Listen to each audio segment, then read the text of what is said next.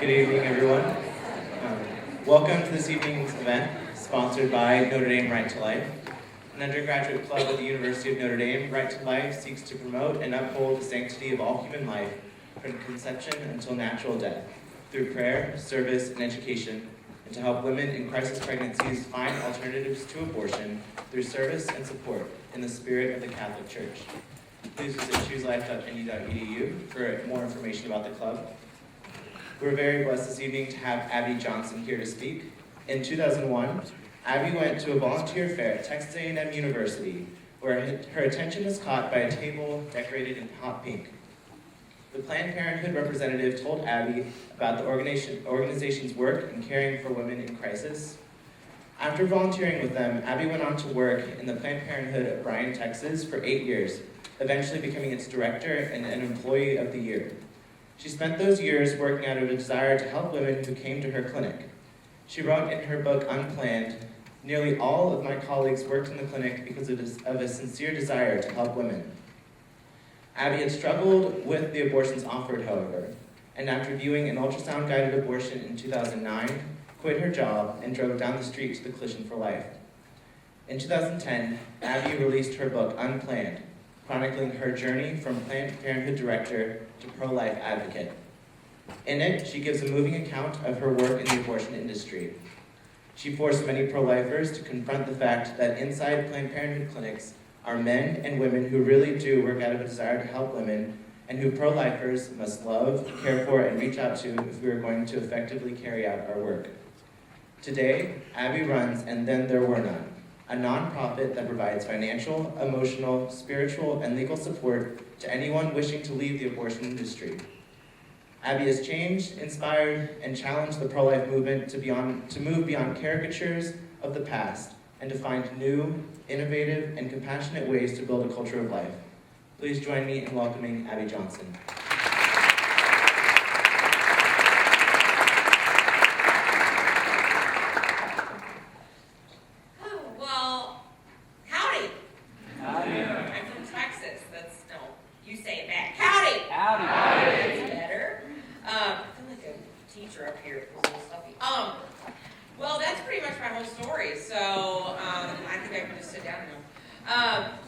No, it's good to be here with all of you. Are all of you involved in the student group here, pretty much? Well, I am super impressed. I went to A&M, and we thought that we were really cool because there's how many people? 600 just on the listserv. You guys have 600 active members, so you guys definitely are one-upping us. So anyway, it's good to be here. Just to clear something up, I am pregnant. I don't look like this all the time. Well, actually, I have looked like this for about 2 years because I have an 8-month-old son at home, and I'm 6.5 months pregnant now. So I tell people we became Catholic and we couldn't stop breeding. So, yeah. So anyway,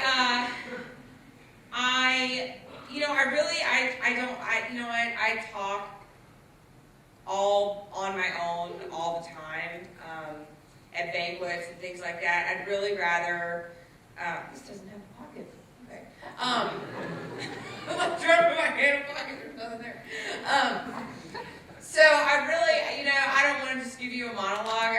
You guys are students, you're inquisitive, you probably have a lot of questions, and there's probably not going to be a whole lot of opportunities for you to talk to someone who, worked in an abortion clinic and ran an abortion clinic and was there for 8 years. So I want to give you guys the opportunity to ask questions and really rather this be more like a discussion than me just standing up here and talking.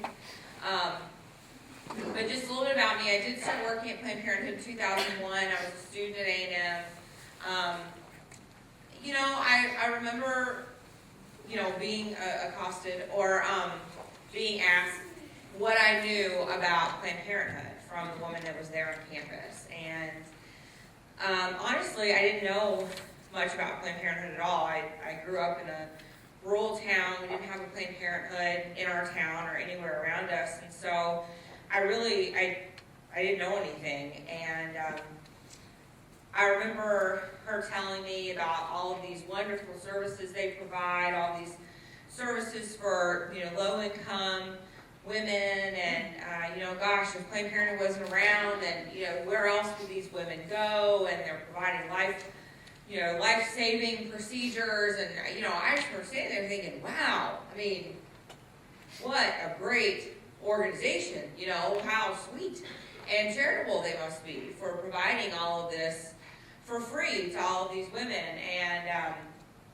And she asked me something about being pro-life or pro-choice or something like that, and I guess, at the time I would have said that I was pro-life. I had had an abortion before, but somehow I was kind of able to say, well, that was okay because it was me. It's wrong for everybody else to do it, but I was in a really bad situation, so my abortion was okay, and because of that, because I wasn't using it technically as birth control, then, I can still say that I'm pro-life. And, that's weird to think of now, but that's just kind of how I justified it. And so, I said, well, I grew up in a pro-life home, and she started telling me that, without legalized abortion, women would be forced to go to back alleys and have these illegal procedures, and women are going to be dying and falling out all over the floor. And I just thought, wow, that sounds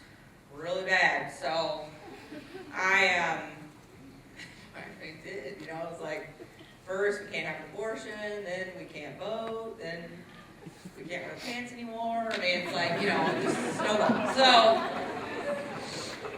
snowball. Anyway, and she's like, oh, and it's just a small percentage of what we do, and it's necessary, and, and I thought, okay, that sounds good, and I want to support women's issues and whatever, and so I started volunteering there. I tell people, I guess I had like sucker written across my forehead or something, because she had me fill out the application right there. I went to volunteer, and I remember going the first time, and just at the clinic where I worked, this was in 2001, when I started volunteering, this was before 40 Days for Life, so there was a dude out there that wore a Grim Reaper costume, and that was inviting, and you want to talk to that guy, and there were people out there with big graphic signs, and there were people out there that were screaming at the women, telling them they were murderers, and they were going to hell, and all this kind of stuff, and it was just a really crazy scene. And I just, I remember going that first day and just thinking, I don't really know what I think about abortion, really, at this point in time, but I know that what they're doing is wrong.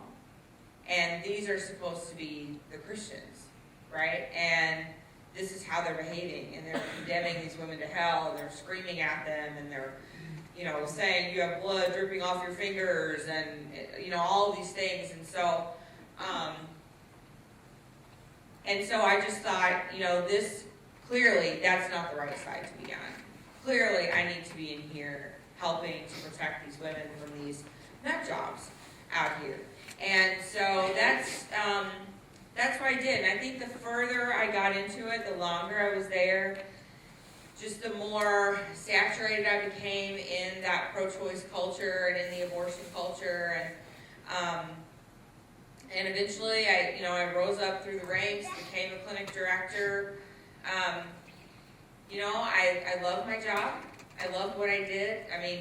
As much as I would like to tell you that I had all this internal angst, and I didn't. I enjoyed what I did, and it wasn't until 2009, the year I left, that I started to see some glaring problems within this organization that I had supported for so long. And honestly, at the time, I wasn't sure if it was that the organization had changed, or if it was just that I was finally now up so high in their management that I was finally seeing things for what they really were.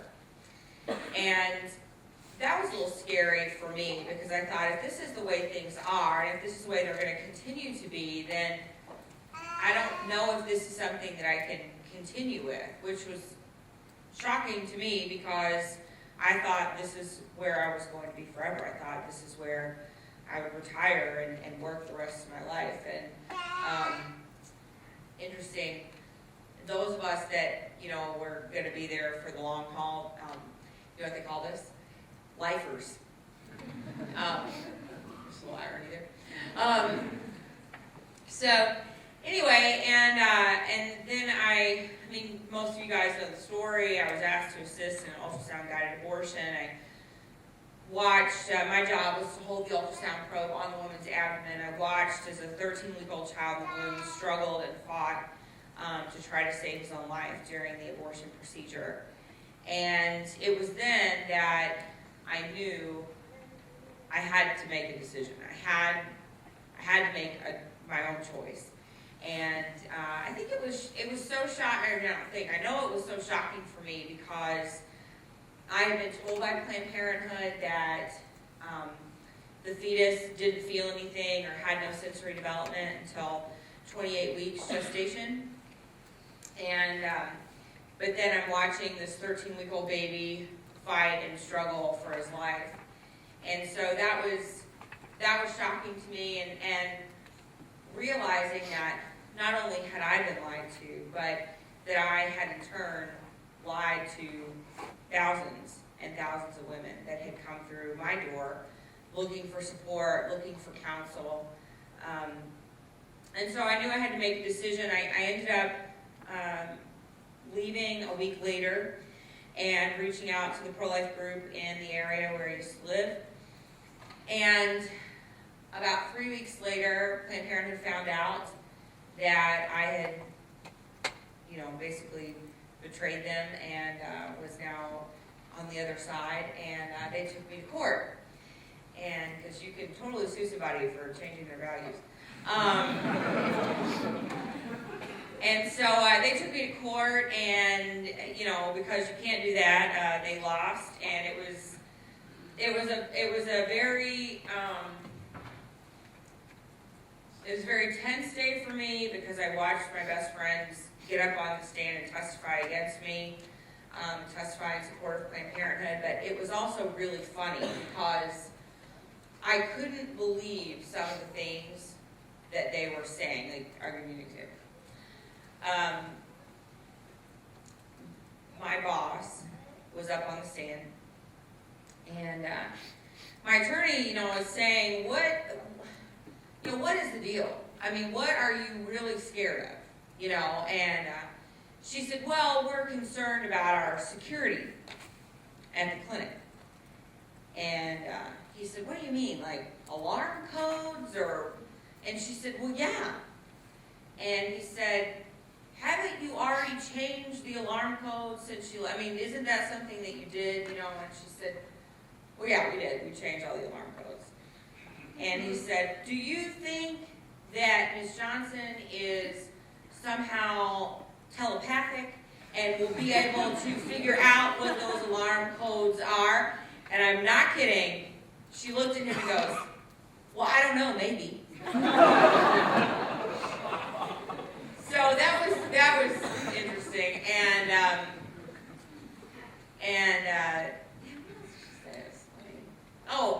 She said, my attorney was like, did Ms. Johnson take anything out of the clinic? No.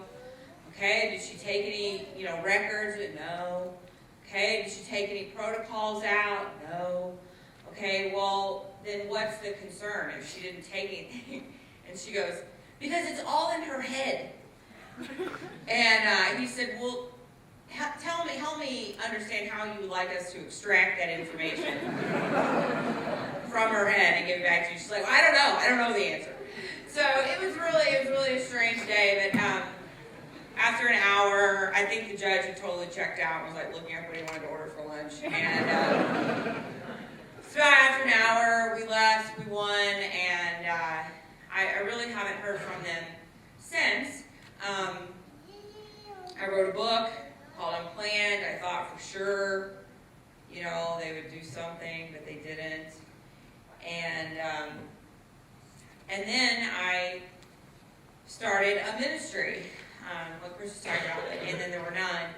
And I thought, yeah, this is really gonna make them mad. So, well, I'll definitely hear from them then. I haven't heard anything yet. We officially started our ministry in June of last year. We've had 47 workers now lead the industry and come alongside the pro-life movement. And, there's never been anything like this before, like our ministry. I think for a long time, abortion clinic workers were kind of treated as lepers. Like, they were the untouchable, they were the unclean, you can't touch them, you're not going to be able to reach out to them. And so people didn't. And I think a lot of people still do see abortion clinic workers as the enemy. And, we know that they're not the enemy. I mean, the enemy is the sin of abortion and Satan. And so we have to get that into perspective, and we have to offer compassion to them and healing to them, just as we offer compassion and healing resources to women and men who have experienced an abortion. So that's really what we're doing. And what's I going to say about that? Something. Sorry, I was just editing this manuscript for this book, all about teen sex. So my head is like, I'm like, kids ask that? I'm pretty sure I was still playing with Barbies secretly, when I was like 12. So anyway, no, but in all seriousness, talking about young people, young kids are getting pregnant younger and younger. We did abortions on girls that were as young as 10. So, we see our junior highs filled with young women who are pregnant at an early age. And so, one of the things that we do have to continue to talk about is, how do we open up dialogue with, maybe your younger siblings, or if you're parents, how do you talk about that with your kids? Because they're going to get the information somewhere, and more than likely, Planned Parenthood has infiltrated your public school, and or the public school where you used to go if you went. I bet most of you did go to public school, but if you did, they're probably there, and they're trying to develop relationships with kids at a very young age. Their sex education program starts in kindergarten, and the point is to try to develop a rapport with these young people. So that, when they do become sexually curious, they won't go to their parents. In fact, Planned Parenthood encourages them not to go to their parents, but encourages them to come to them and to their clinic. So that kind of is related. But anyway, I think you guys will learn more from me if you just ask questions, and we can just kind of have an open discussion. So have at it. Yes? You said that you were really attracted to some of the services that Planned Parenthood was providing these women, and I was wondering if you had any thoughts about what the pro-life movement can do to kind of address those services in a culture of life. Yeah, so that's a really good question. We have several thousand pregnancy resource centers across the country, and they're great. But most of them, they'll say, like, oh, we're the pro-life answer to Planned Parenthood, but they're really not. Because they're not providing the same sort of services that Planned Parenthood is providing, which is key. If we really want to get serious about shutting down these abortion clinics and shutting down, the services that they offer, then we have to start really being intentional and being competitive with the services that we are offering. Saying, well, we offer ultrasound and free pregnancy tests. Well, that's not the reason the majority of women are going into a Planned Parenthood clinic. The majority of women are going into a Planned Parenthood clinic because they need an annual exam, because they want birth control, and by no means do I think any pregnancy center should offer birth control, but they should offer education on why contraception is not safe for them and should empower them to not want to use contraception, not want to engage in sexual activity, and develop that healthy relationship with the staff. And so there are several, legitimate pro-life clinics that are doing breast exams and STD testing and pap smears and all of the services that Planned Parenthood is offering, but they're only offering life-affirming services, and they're offering them in a life-affirming way. And so I think if we really want to get serious about it, then we need to start talking to these pregnancy centers about, how can we become truly medical? And I'm not dissing pregnancy centers at all. I love pregnancy centers. But we can't really say that we have the solution. Not unless we're willing to take that extra step and start offering the same types of services that Planned Parenthood is offering. Yes, sir? I didn't quite understand when I read your book and now when I hear you. If their lawsuit against you had no merit, what was even their formal complaint against you that it would even get into court in the first place? Their formal complaint was that they were concerned about confidentiality. They were accusing you of violating confidentiality? But there was no confidentiality agreement. So I think the reason that they took me to court, I think it's pretty simple. I think they took me to court to set an example, to kind of use me as an example, to tell, their other employees, if you defect from us and you leave us and you go to the pro-life movement, then this is going to be you sitting here defending yourself in court. I just wonder, why was the judge or why was the court even willing to listen to such a problem? I don't know. It totally was groundless. Yeah, I have no idea. Well, I don't know if he just wanted a good show or, it was big news at the time. So I really don't know. I mean, I lived in a very conservative town, so I was honestly surprised that they would even get a hearing. But, they did. And, there were a few things in their complaint that were completely bogus, and those came out in court.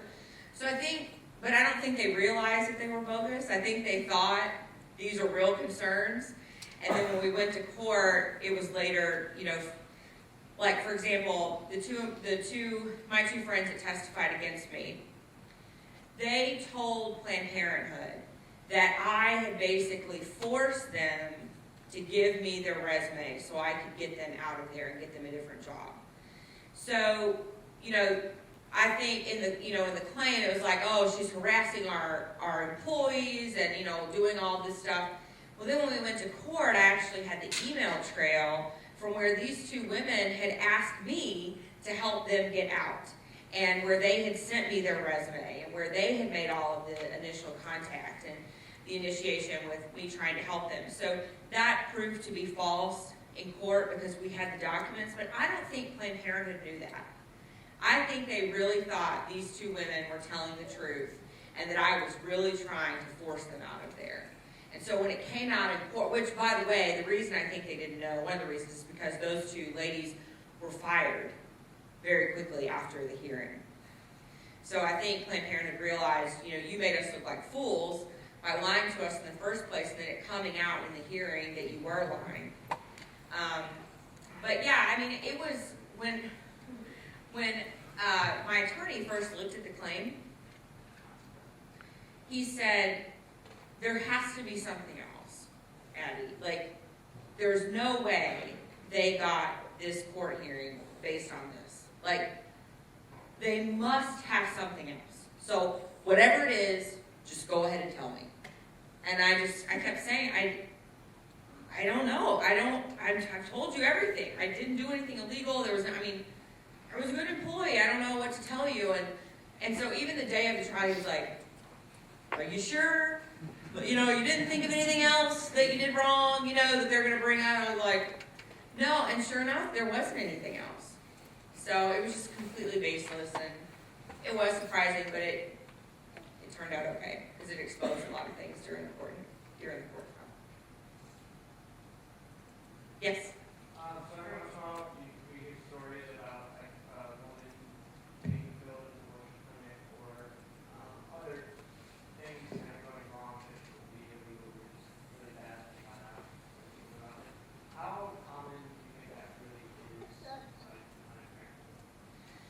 pretty common. I mean, the deaths aren't very common. You know, I mean, they happen. They certainly happen.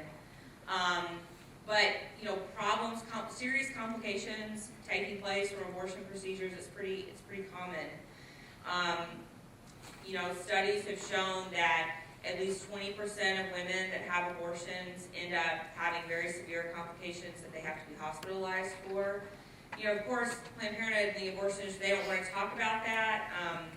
You know, they don't want to talk about the complication rate or anything like that because they want to act like it's just like, you know, having your toenails clipped or something. But it's, you know, it can cause physical damage. I mean, we had multiple times, we had women hemorrhaging out on the table from a perforated uterus, and, you know, we're just like packing gauze into her vaginal canal, just crossing our fingers, hoping that it'll stop, because the worst thing that could happen to an abortion clinic is an ambulance pulling up at their front door. And so, you know, they would almost rather let a woman die than call an ambulance, because that is just so hard to cover up. And, you know, the woman, Tanya Reeves, from Chicago, who died, I mean, they let her lay there on the table for 5 hours, hemorrhaging, and she ended up hemorrhaging to death. And it's because they are so scared, they are so fearful, because there's always people out there, right? So they're going to get caught if an ambulance pulls up. Somebody's taking a picture of that, you know, and that's just terrible PR for an abortion clinic. But I mean, it's more common than what you would think. In fact, the next book that I'm writing right now, it's a book of stories. It's like a compilation book of stories from people who have worked in the abortion industry and kind of just sharing those types of stories, what's really happening. I mean, you know, there's a story of a woman who, a few years ago, I met her, she had gone into a Planned Parenthood for an abortion clinic. She knew that there was a problem with the abortion, but she wasn't sure what it was, and they weren't very forthcoming with the information. They told her, oh, you're going to be fine, you know, take some hydrocodone. And she went home. Several days later, she spiked a really high fever, and she was having a lot of very serious abdominal pain. So she goes to the emergency room, and just Planned Parenthood, they didn't have a doctor that day, you know. So she goes to the emergency room, and the ER doc tells her, well, we're going to have to do an emergency hysterectomy on you because your reproductive organs have developed gangrene from unsterile instruments. And so this woman at 21 years old had to undergo an emergency hysterectomy. So, I mean, there's stories like that, you know, Planned Parenthood will do anything. The abortion industry will do anything. I mean, they will pay women off. I handed so many checks to women to keep them quiet, you know, about their problem that they experienced with their abortion. You know, they have them sign a statement saying they won't go to the media, they won't go public with this information, and you know, they take the money and they keep quiet. And the amount of money that we were giving them is absurd. I mean, we were giving, this one woman was in the hospital. She developed an infection because we had left one of her baby's legs in her uterus.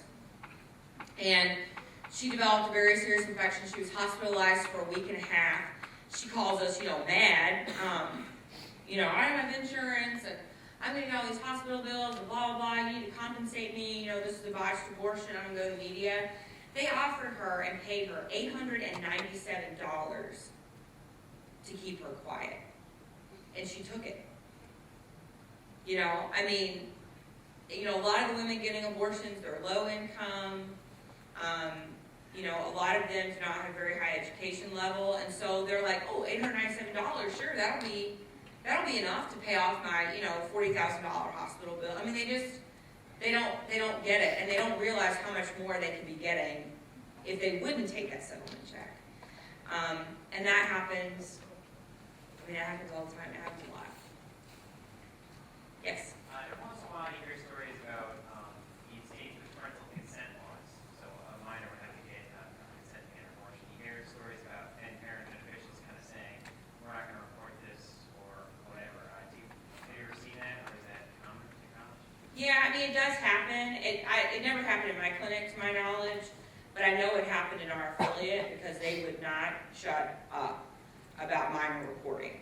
So I know that there were situations, instances where the workers were not reporting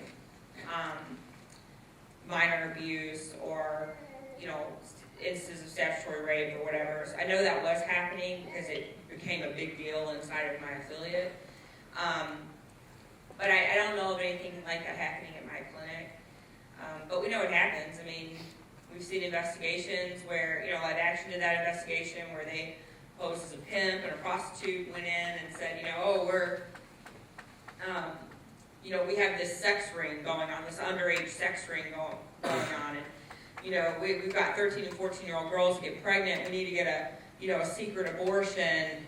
How can we do it? And they were directing them on how to do it to obtain that secret abortion. So I mean, it does happen. Yes, ma'am. Can you tell us a bit about your nonprofit? How do you reach the people that you're trying to reach? At least just so that they know you're there. Yeah. So, Planned Parenthood and their supporters do a really good job of advertising for us.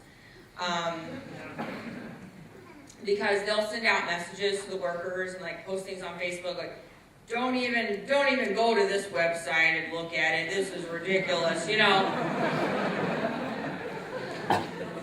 So, and then of course they go there. And like right now we have this event called Exodus 2013, and we're asking abortion clinic workers to just quit their jobs on April 8th. And our ministry will help them financially and help them get another job. Planned Parenthood, we don't need to hire a PR firm to get the word out about it because they can't stop talking about it. I mean, they even made a counter event on Facebook that ultimately promotes our event. So we get a lot of workers just honestly from word of mouth from inside the clinics because of Planned Parenthood. We have one thing that's really been awesome that I didn't expect, I don't think we expected, but we have, like in Houston, we have one clinic where there has been 4 workers leave.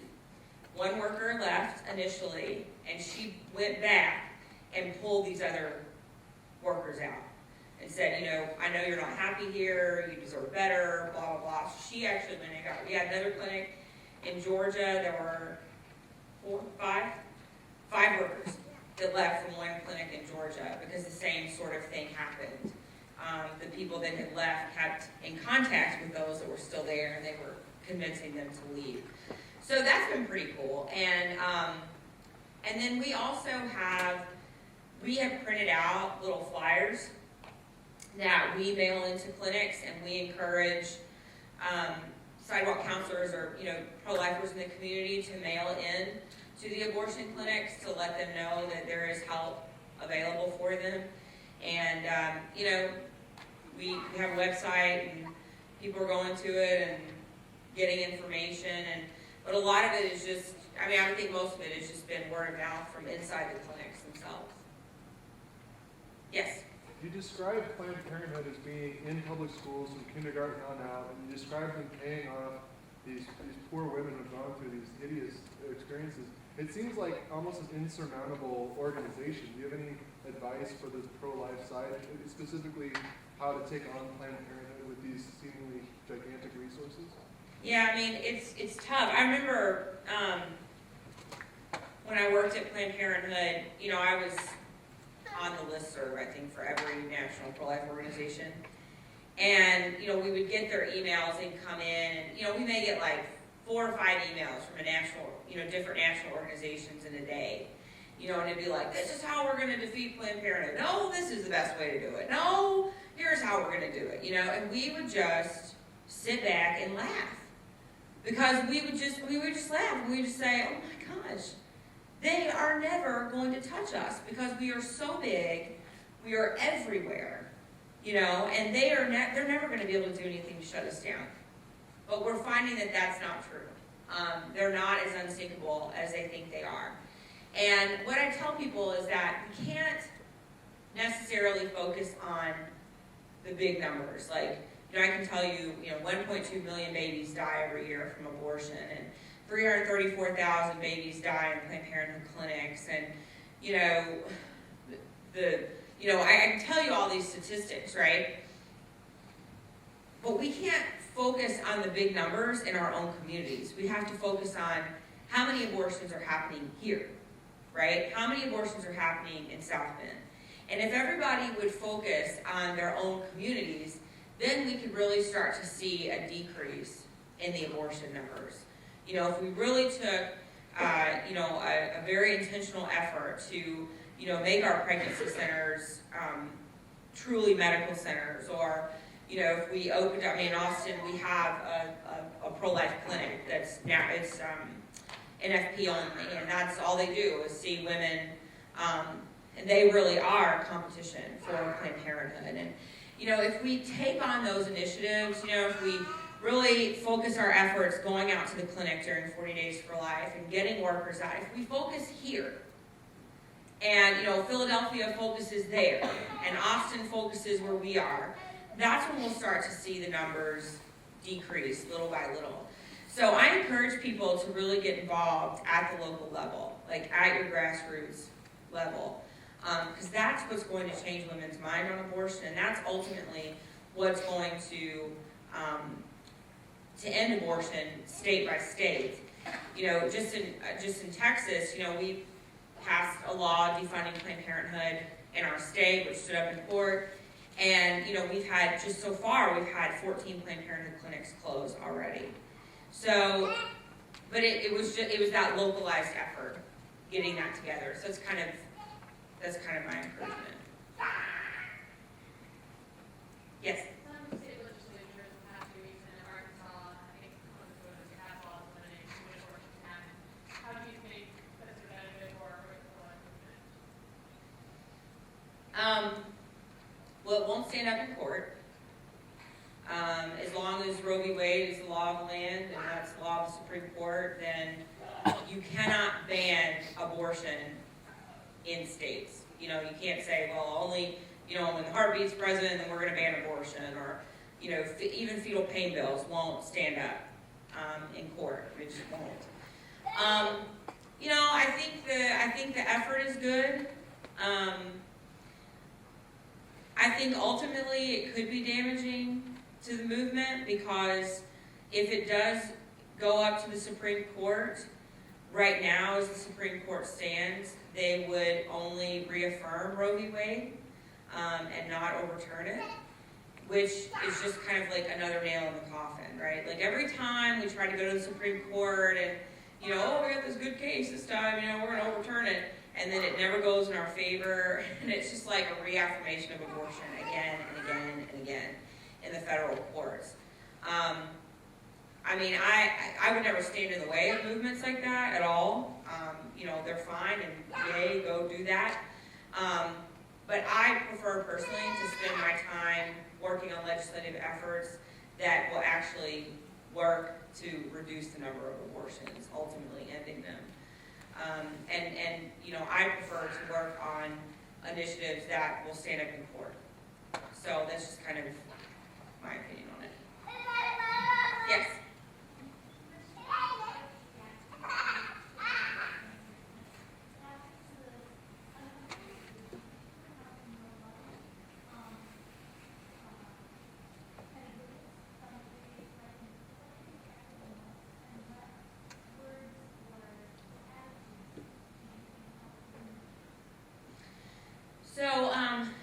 Yes.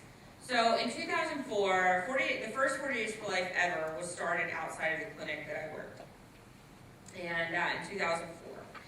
And when 40 Days for Life took place for the first time, they kind of ran off all of the people that were out there screaming, and the guy in the Grim Reaper suit, and they kind of got them out of the way. And once they did that, the attitude inside the clinic changed dramatically. Because before, we had always really been able to paint ourselves as the victim. And the community, even though it was overwhelmingly pro-life and very conservative, they felt sorry for us. There was like this misdirected sympathy for us, who, those of us that were working inside the clinic. So, they would say, we would be able to take a picture of the Grim Reaper, right, standing out there with like a big sign, spray painted murderer on it, right? And we could, we could take a picture and say, look, these people are crazy. Like, they are harassing us, they are harassing our patients, and they really kind of were, And people are like, oh, that's bad, and they didn't want to get involved in that. Well, then when 40 Days for Life took over and they kind of cleaned all of that out, and the graphic pictures went down, and the Grim Reaper went away, and, the hand-painted signs were gone, and all the yelling stopped, we were still saying the same thing at Planned Parenthood. We were still saying, oh, we're the victim, and they're harassing us, right? And then they would, like, pan out to the sidewalk, and there's, like, a pregnant woman there with her 3-year-old toddler, right? And she's like, I don't know, I'm just praying the rosary. So it kind of took the wind out. It really knocked the wind out of us, because all of a sudden people in the community were saying, oh, okay, wait a minute. Let's not feel bad for the workers, because let's look at what they're doing, right? They're performing abortions or killing babies. And all of a sudden the sympathy was redirected in the right way. It's different talking. I tell people, some of you go out to the clinic to pray or sidewalk counsel. So I tell people it's different. Talking to a clinic worker is very different than talking to a woman who's going in to potentially have an abortion.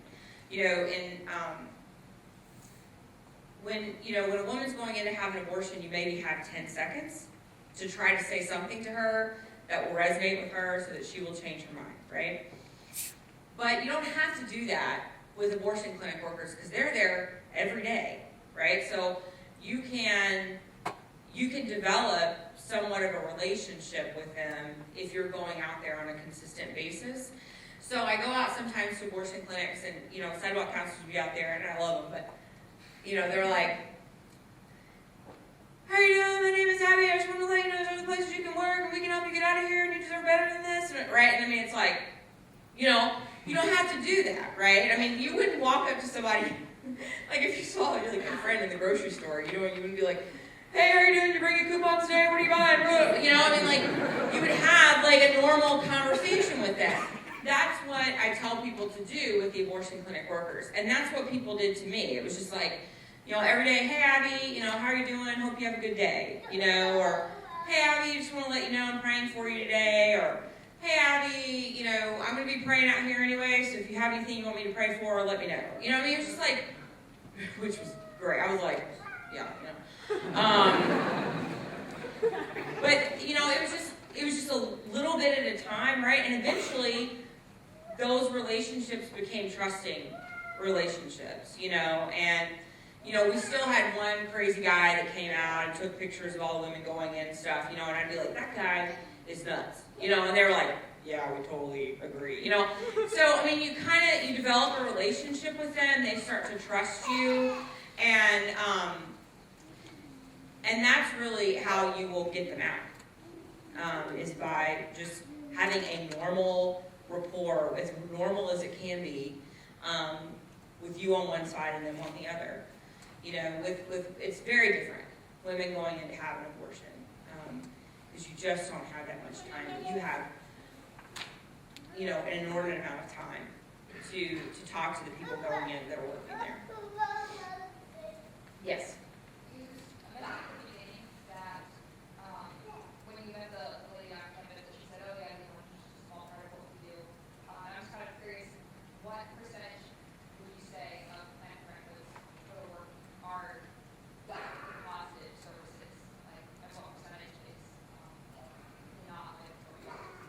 Okay, so we don't really know.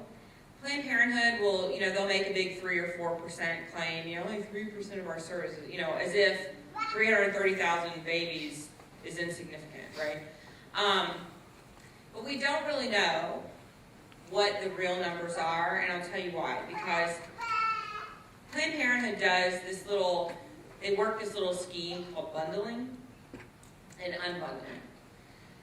So if I went into Planned Parenthood and I got a pap smear, a gonorrhea test, a chlamydia test, an HIV test, and 6 packs of birth control pills, okay?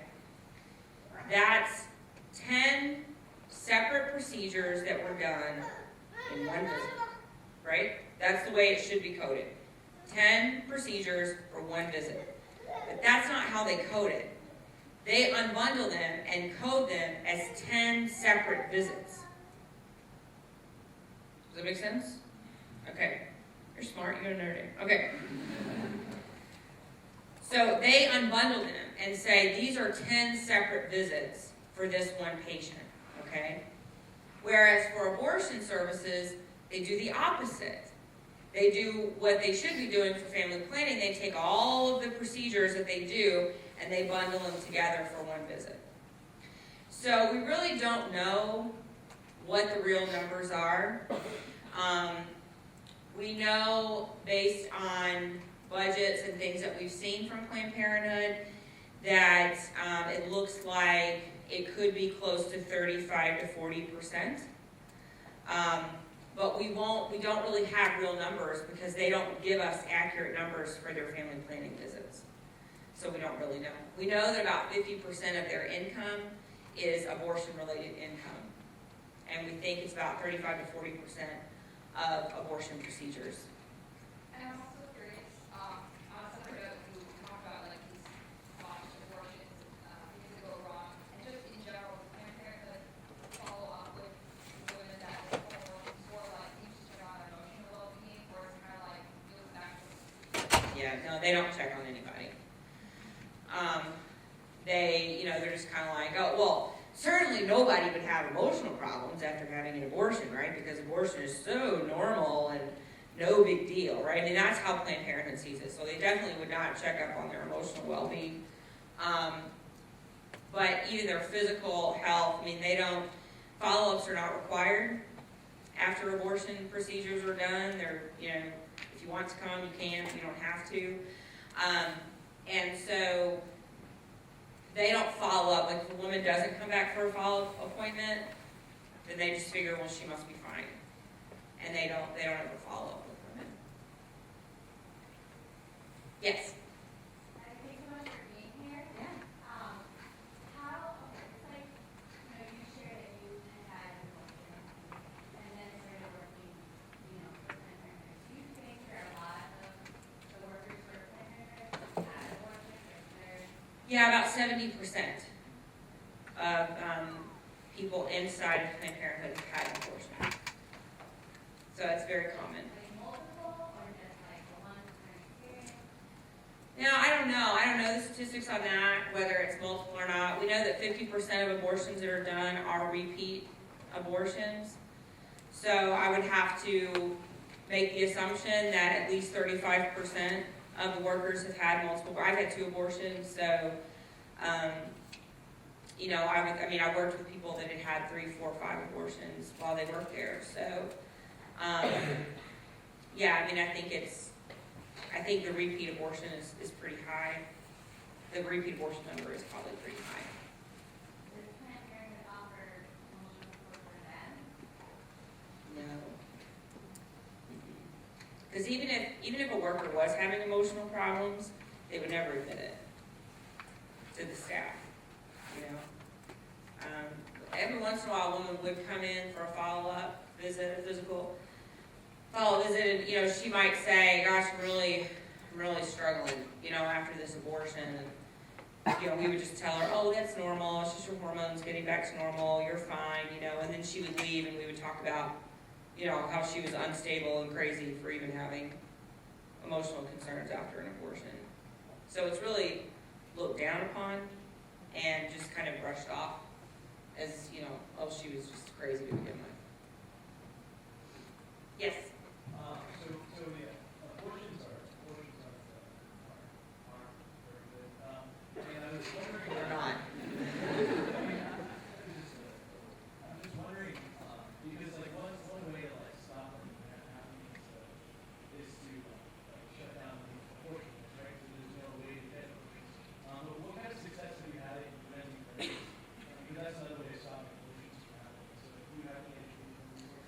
You know, I haven't had any luck in preventing pregnancy,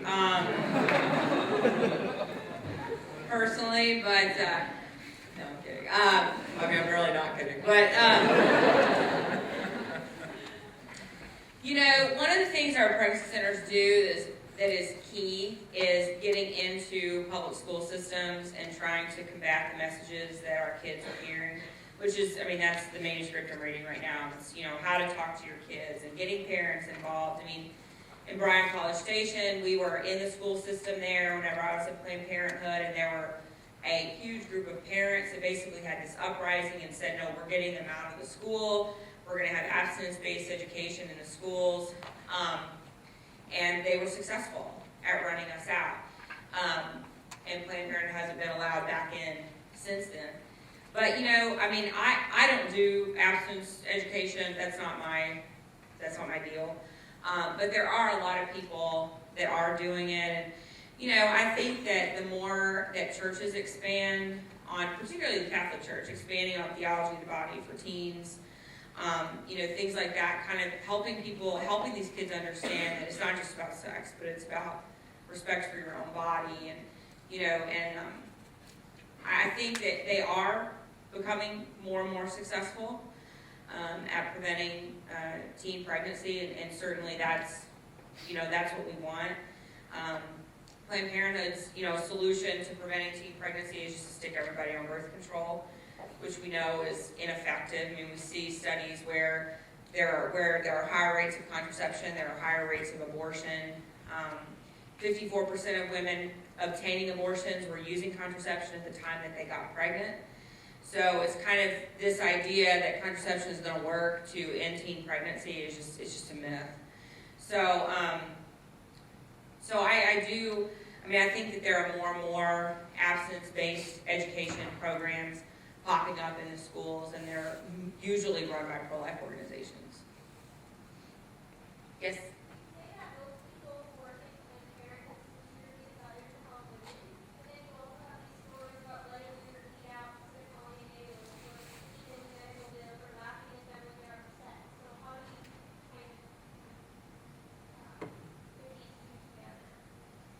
Well, I mean, I thought I was helping women by helping them obtain abortions. I mean, that's kind of bottom line. I mean, I thought by helping women obtain abortion, no matter what the outcome was, I mean, in the end, she's not pregnant. So even if she bled out on our table for 3 hours, well, we can fix that. But she's not stuck with a kid for 18 years. And as crass as that sounds, that's really the way that you begin to justify it in your mind. I mean, I never liked the idea of late-term abortions, but I kind of started coming around to it because people would tell me, well, if you don't have late-term abortion, then babies are just in dumpsters, and so, you know, better to kill them while they're still in the womb. And that sounds bizarre. I mean, I know, I'm hearing myself say it. That sounds bizarre. But that was really the way that I internalized it, and that was really the way that I felt about it when I was working there. And that's the way that most of us thought about it. It was just, I mean, I know it's hard to understand because, you know, you're not in that mindset, but yeah, I mean, I remember a woman coming in, she was 24 weeks pregnant. She was showing, I mean, like me, I'm 25 weeks pregnant. She was visibly showing, she was wearing a maternity dress. And she came in and said she wanted to get this thing out of her. And, you know, she equated it to an alien. And said, I have to get it out. And, you know, I was just kind of like, ugh. You know, I don't know if you know the way that late-term abortions are performed, but I'm going to tell you. And, you know, it's very dangerous for women. There's high risks and everything. And I remember her looking at me and saying, I don't care if I die while I'm having this abortion. That's not an issue for me. I would rather die than have this baby. So that's very real for a lot of them. And that's why I tell people, if you're going to go outside the sidewalk council, one of the least effective things that you can tell women is how dangerous abortion is. Because they do not care. They don't care. They don't care if they bleed out on the table. They don't care if one day they have a higher risk of getting breast cancer. They don't care, most of them don't care if they die. They don't care if they lose their infertility. They think their problem is so big right then at that moment, and their crisis is so serious that they are willing and ready to take the risks just to get rid of this problem. Yes? Kind of playing off that, what are the most and least effective things you can do as a sidewalk counselor? So I always tell people the reason that the majority of women that have abortions are having them because they don't feel like they have any support, and they don't feel like they have any other options. So, our goal should be to kind of help them find the resources that they need. So, if you're a sidewalk, if you're out there at all, do not go out to the clinic if you don't have information about alternatives to where they can go. Because that, if you go, there's other places you can go, and the woman goes, oh really, do you have this? No, that's on my iPhone. Okay, she's going in the clinic, okay? If you are out there, then you better be ready with information in hand, printed information on where these women can get help. It's not that women don't know that they're pregnant with a baby. It's not that they don't think that they're pregnant with a baby. They do. 60% of women that have abortions already have children at home. So they've experienced childbirth. They've experienced pregnancy before.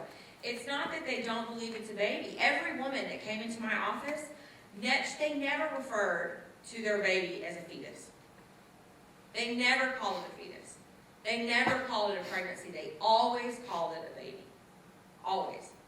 They knew that. But they felt like that was their only option. And in some way, they felt like it was more merciful for them to take the life of their child early on in their pregnancy than to have a child that can't be supported and cared for. So we have to be out there. Well, all you got to do is just get them to the fence. Right? Is there a fence out in front of y'all's clinic? Yeah. So I tell people, all you have to do is just get them over to you. And that's why I tell them, all I need is like 2 minutes of your time.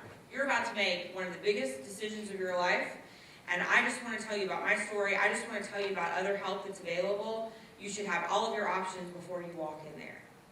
And, I've told them before, if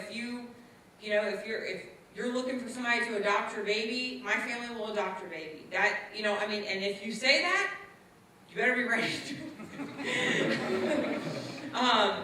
Because I had some friends in St. Louis who are dedicated. They're out at the clinic every day, and there was this woman that came in.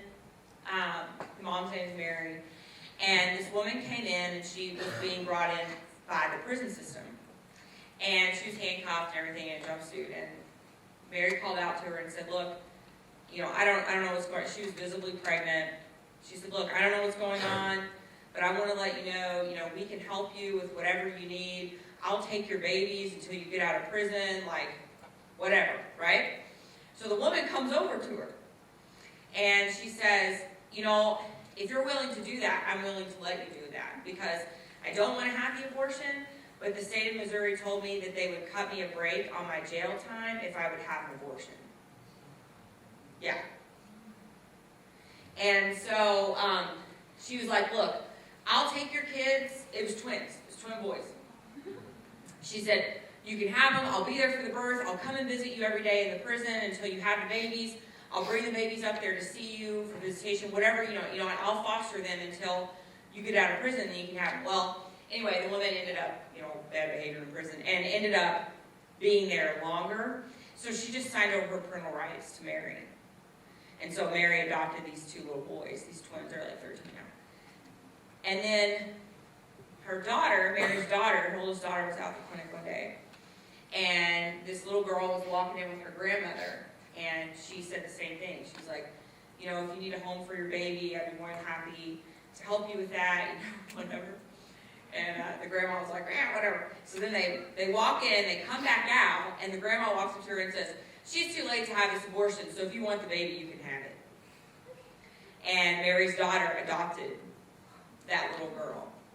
So that's what I'm saying. If you're going to go out there, you better be able to back up everything that you're saying, because you never know when somebody's going to take you up on that offer. I told a woman one time, look, if you need me to take 3 a.m. feedings for your baby, I will come to your house every day at 3 a.m. I mean, whatever the situation is, I will do it. And I meant it, you know? I mean, we're trying to save kids, you know? So, I mean, you have to meet it. I told a woman one time, if you don't have this abortion, my husband and I will financially support you until you get on your feet. Well, she took me up on it. And, you know, we supported her and her son until he was 1. And so, I mean, you have to be able to have those resources ready, whether you can provide them or somebody else. But I just tell people, women have abortions because they're scared. And because they don't think they have any other option, or because, you know, studies show 70% of women are coerced into having an abortion. They feel pressured by somebody to have an abortion. We had a situation in Austin where a 16-year-old girl was going in to have an abortion. She did not want to have it, and she fell on the ground, was hanging on to the bumper of her mom's car, and her mom was physically dragging her in the clinic by her hair. So, you know, for people to say, oh, you know, well, women always want to do this, or they always, you know, whatever, that is a lie. Because the majority of women, they don't want to go through with this abortion, but they don't know any other way out. And, you know, they're being coerced into doing it, or their boyfriend's pushing them, or, you know, what, we had women from the military where, you know, they had to have an abortion, or they were going to get kicked out. You know, so there's a lot of pressure being put on these women, and with abortion being so normalized in our society, you know, these women feel like they really don't have another choice.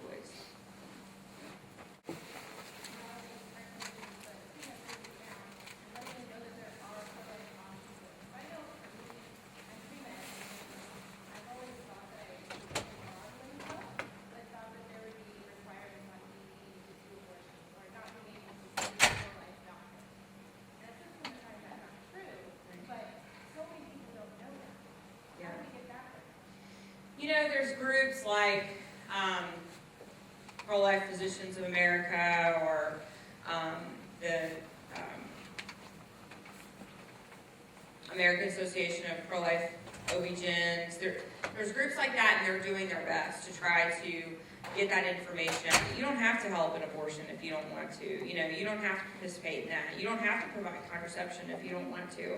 You know, that you currently have that protection. So, you know, they're encouraging people to use it and to not fall trapped to that. Because a lot of people, you're right, a lot of med students think that's a requirement.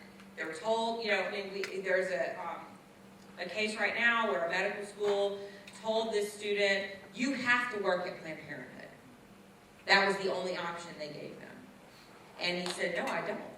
You know, and he doesn't. And, you know, they're filing that in court, and they're going to win. And, you know, but... you know, I think that partnering with organizations like that, particularly in the medical community, you know, since you're part of the medical community, and you know, helping to kind of take that public just in your own school, letting people know, you know, this is not something that you have to participate in, and you should also know that there are attorneys that work for Alliance Defending Freedom, and you know, other pro-life, St. Thomas More Society, you know, other law firms that are willing to take on these cases. So students don't need to feel intimidated, because there are lawyers that will work for you pro bono to make sure that you are protected and that your conscience can be protected. Yes, ma'am.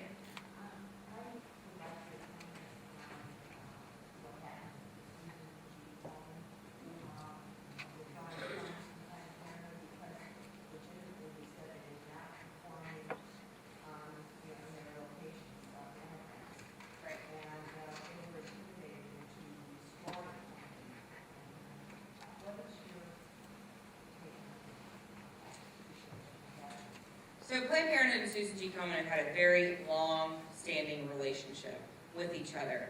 The president of Susan G. Komen, Nancy Brinker, she sat on the board of directors for Planned Parenthood North Texas for many, many years.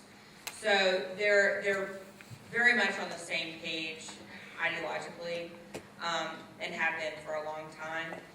You know, Planned Parenthood, I mean, this is something that everybody should know, because this might come up when you're talking to people, but there's no Planned Parenthood in the country that provides mammogram services.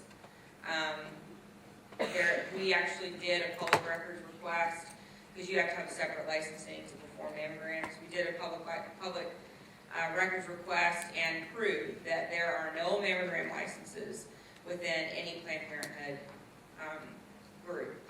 And, you know, Susan G. Komen was really hanging on to that, you know, saying, well, but we're helping these women get mammograms at Planned Parenthood. And then when that came out that, oh, just kidding, you know, they don't even provide mammograms, then I think Susan Komen felt like, ugh, okay, this could be a PR nightmare, so we need to get out. But then, of course, you know, Planned Parenthood and supporters were very active at bullying them into giving the funds back. And I don't really think they had to twist their arm that much, because they are so intertwined.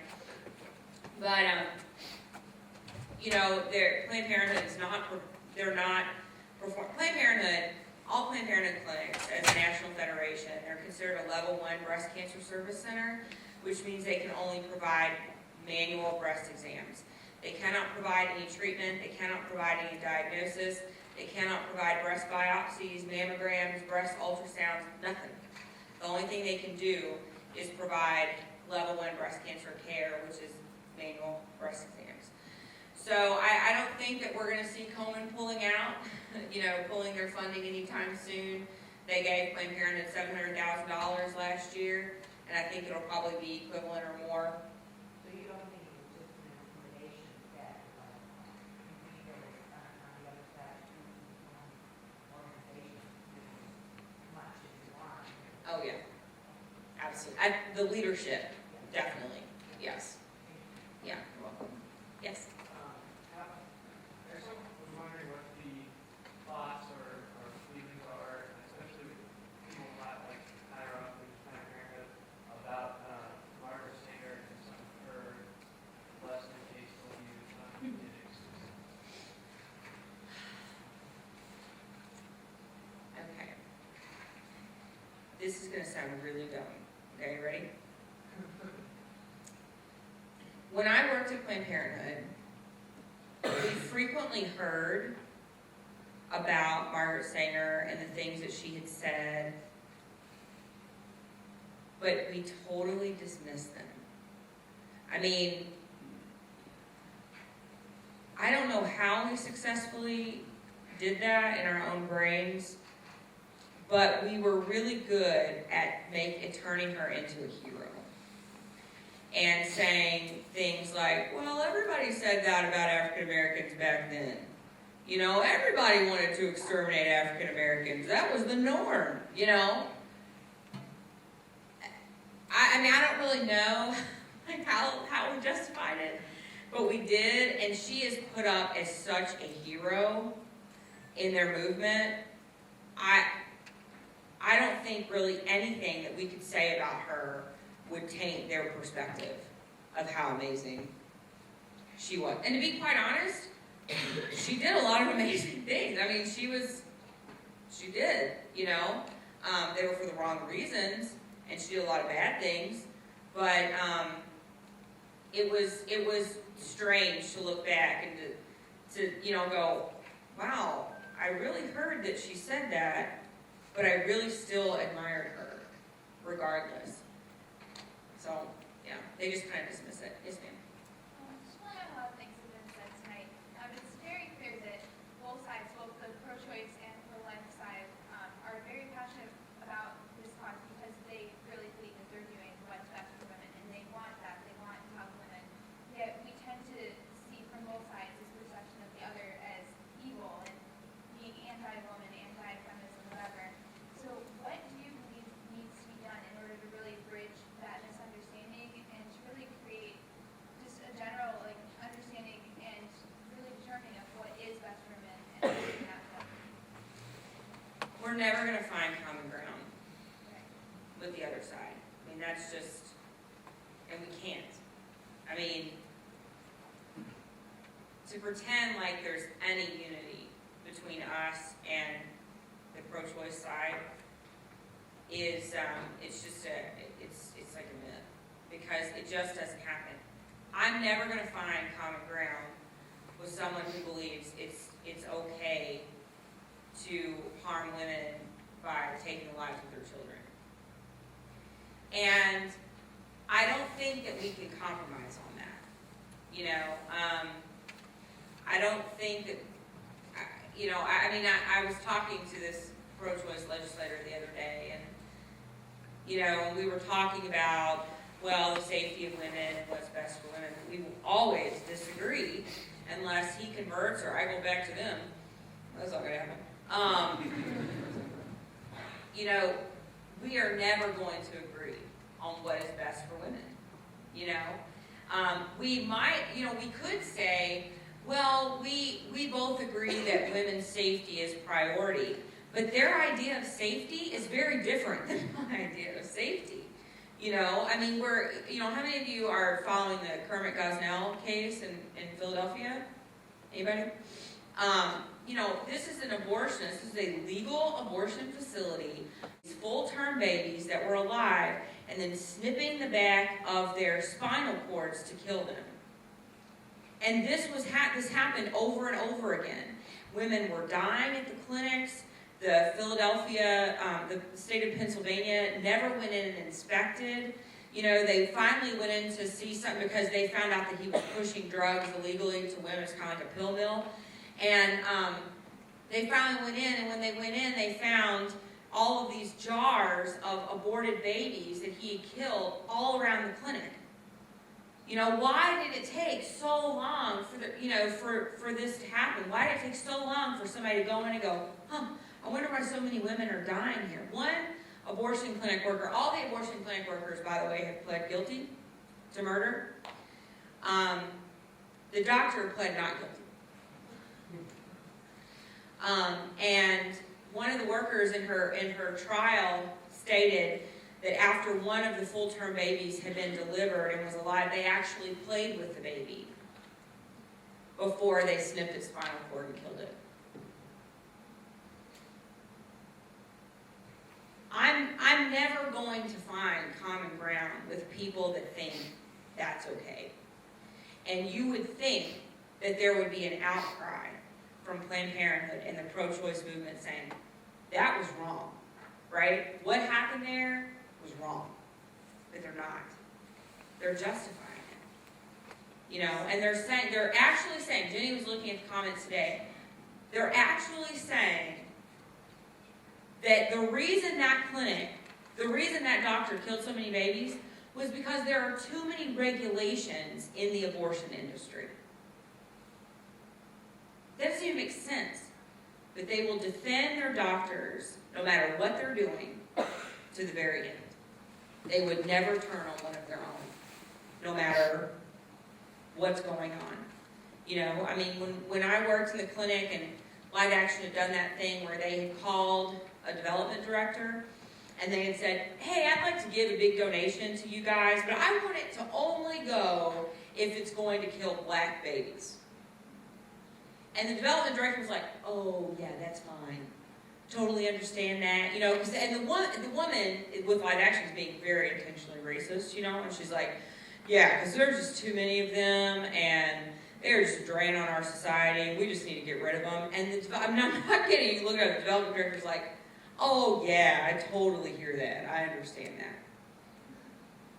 And instead of Planned Parenthood coming out and saying, that was reprehensible, that was terrible, right? That was an egregious statement, they continue to defend it. I mean, so that's why I tell people, we are never going to find common ground. There's never going to be anything that unites one side or another. And I do tell people, though, that we have to continue to reach out to them, even when they, you know, basically spit in our face and give us the finger or whatever. We have to keep reaching out to them with compassion and with love, because like I said, 70% of people that are inside that industry, and probably more of the supporters, more than that, these people have suffered abortions, and they're hurting people, and they're angry because they're hurting. So we have to continue to reach out to them with love and compassion and not yell at them, not condemn them, not call them murderers, nothing like that, not shove things in their face, but just continue, because if you do that and you do it continually and you do it consistently, it will make a difference. And we have 47 workers showing that it will make a difference, but you have to do it the right way. And that's really the only thing. Everybody wants to be loved. That sounds cliche, but everybody does. Everybody wants to be treated the right way. Everybody wants to be compassionate. Everybody wants to be treated with compassion and mercy and care. We have to give that to them, even if they won't give it to us.